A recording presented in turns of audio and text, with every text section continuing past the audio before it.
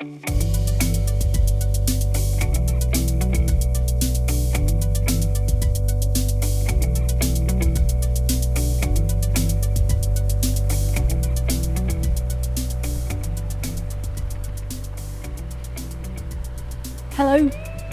you find me just near the Woodhead Tunnels to kick off what is going to be a 28-part podcast series. And I wanted to bring you here to kind of explain what on earth I'm hoping to achieve by the time we reach the end of these 28 episodes. Well, about 6 months ago, I had a dream where I found myself playing the violin along the reservoirs. And this dream, it kept coming back again and again and again. So I used to play the violin many moons ago when I was at school.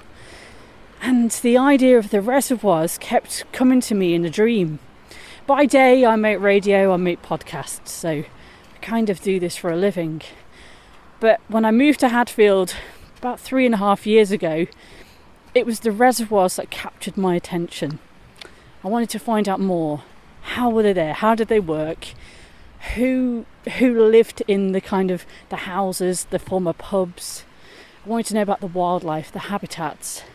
And I began to kind of walk them near enough every week just to explore new little corners, new little tunnels, and slowly I started to kind of map the landscape. But when I had this dream 6 months ago, I kind of had the vision that maybe I needed to do something like put art, music, culture, storytelling back on the map of Longdendale. And that's what I'm hoping to do. If you walked along the Longdendale Trail before, you'll know it's a disused railway line. Some of the things we'll get into.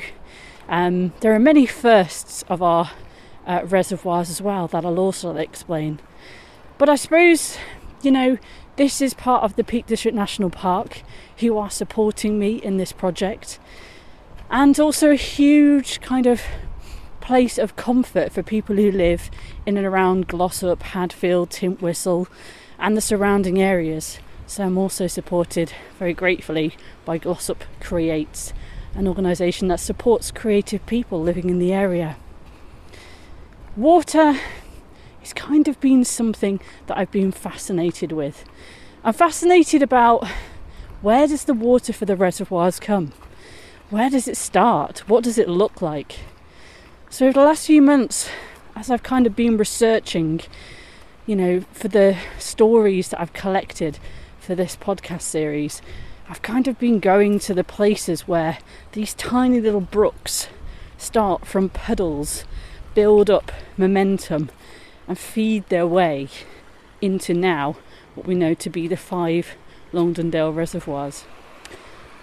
Every day I hope that I'm going to be walking a different part of the reservoir. I'm not quite sure how I'm going to do it. I don't even know how I'm going to end this series at the moment. I've been speaking with brass bands, been speaking with local heritage trusts, with people who are bringing a chapel back into use, a chapel which has been known on the landscape since 1487. I've been talking to people about local archaeology, people about river dipping, the different types of wildlife, the different types of birds that you can find. So I hope that you'll join me. So the aim of this is that Monday to Friday, that includes you if you wish, can go for a walk together, maybe 20-30 minutes on a different part of the reservoir. You should be able to walk along with me and the guest and hear and see some of the things that we're talking about. On Saturday, every Saturday I've got 4 parts of a story which was written by the Bard of Longdendale. His name was Thomas Barlow. I'll tell you more about him. He worked as a calico printer in Dinting and was also a magistrate. And on Sunday you'll find me just kind of walking out just like I am now, and we'll finish just with a soundscape where you'll just listen to nothing but 5 minutes of a different corner of the reservoir every week. So that's the aims. I'm not sure what's going to happen. I think what's really kind of struck me as I've kind of been researching this is it's a bit like an onion.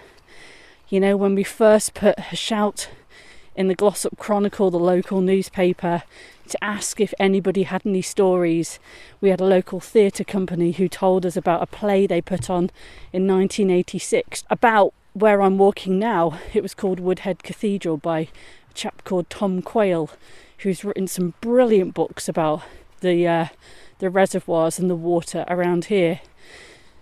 I had people who have shown me flints they found on Crowden about some of the landslides where they'd seen fossils, some of the people who'd found hidden boundary markers, the volunteers who'd cleaned up graveyards and found the names and numbers of, you know, the dates of all these people and been trying to match up on spreadsheets all the different names and who they were and where they lived.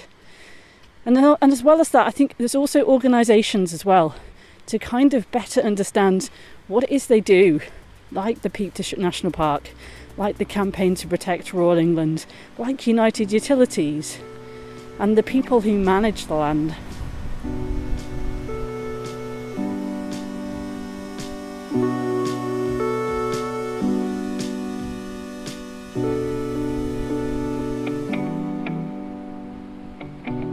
I suppose I should kind of talk to you about where I am.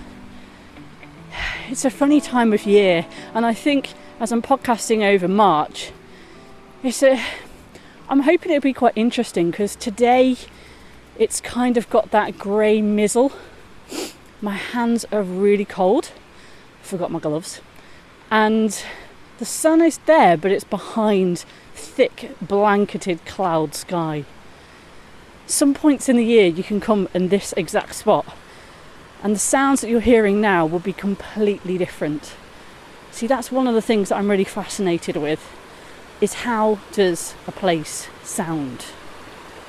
So I'm walking towards the river now, and you can hear the water is just running. It's actually running all around me. The stones kind of break it into loads of mini waterfalls, and I know that beyond here there's even more waterfalls. I'll turn around and just move because the rocks are pretty slippy here today. I love when I look closely at the water around here. It has that kind of orange colour, and it took me a while to realise that that's because of the land around here is very peaty. Peat has a huge role to play in this particular area, and so much work has gone to protect it and to look after it because of its role that it plays in climate change. But yeah, I love taking photos of the water really close up to see the green of the moss, the grey brown of the rock, and the orange of the water.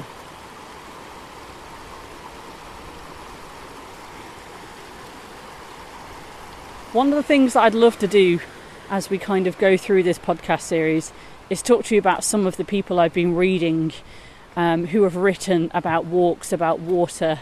Not just people who live and work around these places, but from further beyond, and what can we take as we kind of walk and think of these places as a new landscape. People like Nan Shepherd, Mary Oliver, Robert McFarlane. What can we learn from the things they tell us and how we can look at this landscape through new eyes? But also I hope for the people who live in this area to understand what it takes to keep a place like this and engage in other parts of the reservoir they haven't been to before. And maybe to put this place that's often a bit forgotten on the map.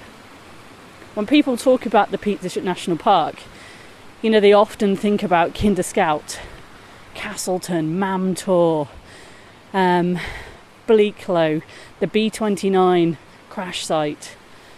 And actually I'm like, we have all that here in Longdendale. Well, I'm coming to the end of where I want to walk with you today. We're just reaching a bit where there is a fork and the water splits in lots of different directions. But you can hear how fast it's running. So I hope I've given you a few things to think about. I'd be really curious if you have stories that you want to share with me. If you have photos, if you have music, if you have photography, if you have artwork, I'd love to hear from you, and maybe we can put a pin on the map of Longdendale for you and your story. You can find out more at longdendaletales.co.uk, and do follow, subscribe to this podcast. You can do that on YouTube, and you can do it on Apple Podcasts and Spotify, all the major podcast platforms. But here's to finding out where the journey will go for me, what will happen over the next 28 days, who will we meet, what will we learn, and how will it make us see the place where we live through different eyes. Thanks for listening.